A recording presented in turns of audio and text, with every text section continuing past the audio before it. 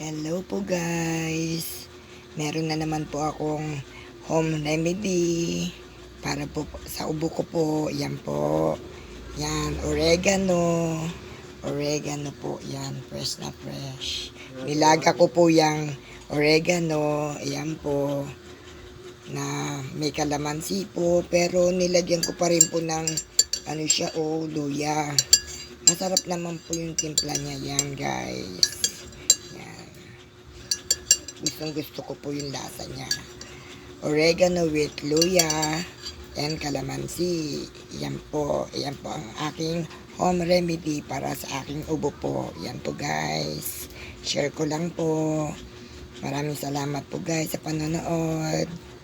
Bye!